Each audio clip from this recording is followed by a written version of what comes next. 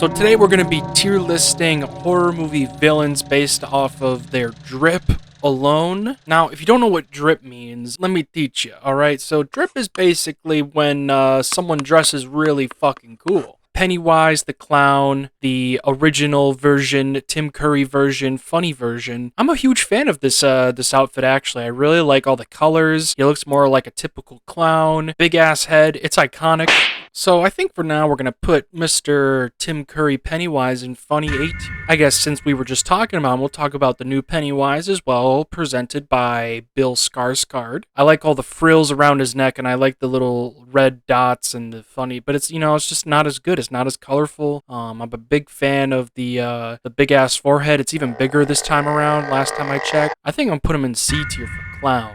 That's what he is. Alright, and then here we got Bela Lugosi Vampire, aka Dracula. This is one of the most iconic horror movie costumes of all time. I mean, when people think vampire, people think Bela Lugosi. And this is easily like one of the best costumes any horror movie villain has ever worn. Very elegant and very sophisticated. It's gonna go in S for suck blood.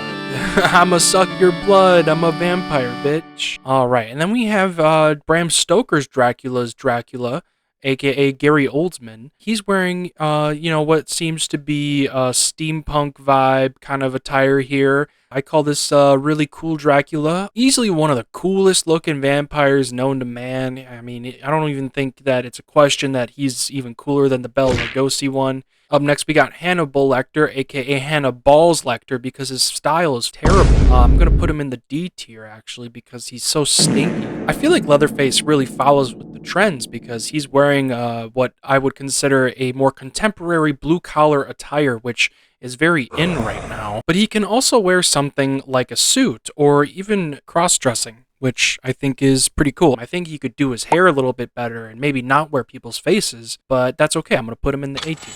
Alright, we have Annie Wilkes from Misery. Very Christian core, very cottage core. Not too much to say about this other than that it's not that special. It's a little bland. Kathleen Bates really pulled this off really well, very good. I'm going to keep her in the B tier because I just feel like it's really middle of the road. Uh-oh, did somebody say Baba Booey? We got the Babadookie here. He's got, big long black trench coat, big long fancy nails. He's got some makeup on. He's kind of glam. I don't really think that there's anything bad to say about the Babadook. Babadooey's going in the S tier. Next we have Fredward Krueger, Mr. Striped sweatshirt guy with a hat on, scary glove. Scary ass dude. I don't think that his style translates well to any period of time. I'm not even quite sure what he's going for. There's no fucking way this dude wore this when he was actually alive, and the fedora just really adds to his awful sense of style. So I'm definitely going to be putting him in the D tier. Hello, Sydney. Would you like to play a game?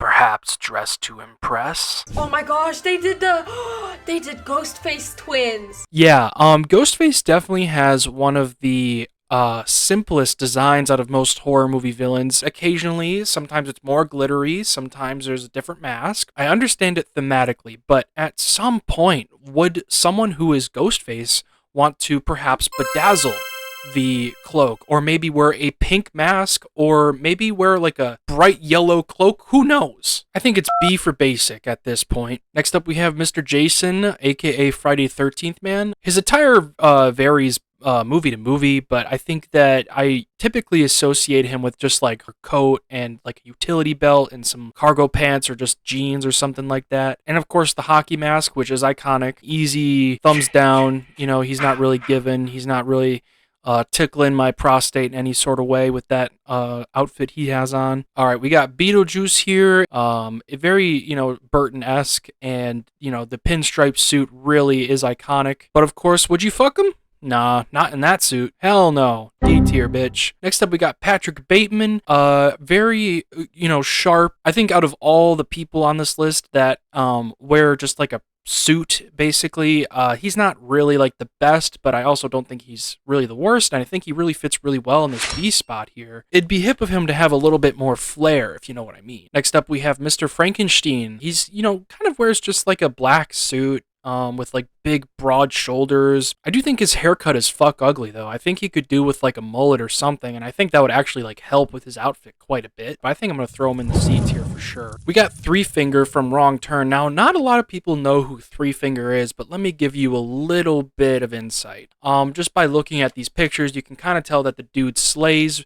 And he's really sexy and shit. I mean, he's got 3 fingers. A tier. Next, we have Megan from Megan. If you remember anything about the movie Megan, I mean, you only remember a couple of things, and one of them would be these amazing outfits that she has. Gotta throw Megan in the S tier. Pearl is in a similar situation here because I think Pearl has one of the most iconic outfits of this decade, I would say, in terms of horror. The red dress, the axe, the makeup, the hair, the attitude, it's all there. S tier. Next, we have Norman Bates dressed up as Norma Bates. Back then, people used to think that Norman dressed up as Norma was scary for some reason, when no, in reality, he's just expressing himself. It's too bad that he's a murderous person, though, so I'm going to put him in the A tier. Next, we have the entire cast of The Craft, which I would say is a very dated style, but definitely works for the type of movie that it is. It has a more 90s and a more contemporary take on witches and witchcraft, which I think secretly revolutionized that style. It's honestly like one of the biggest takeaways from the movie is just how great and how gothic they dress. It's pretty epic. A tier. Jack Torrance, very, lumberjack-esque. I do think that this outfit exudes masculinity, more so negative masculinity, especially considering what we know. But, I think we would all be lying to ourselves if he wasn't a murderous psychopath. There'd be a good chance that we would all want to take a whiff of him. We would want to just smell him a little bit and smell that manly musk that he is putting off. And I think Stanley Kubrick knew that as well. I'm going to put him in the B tier. Here we have Mr. Candyman, one of the drippiest characters in horror movie history, with the giant trench coat with fur and the hook for a hand. I would consider the bees a part of the outfit since they are part of him. Candyman goes in the S tier. Michael Myers, I think he goes really well in this C tier because nothing special, pretty basic. That's kind of what the movie's going for, but that's not what I'm going for. We have Bruce the Shark from Jaws. I mean, it's a shark.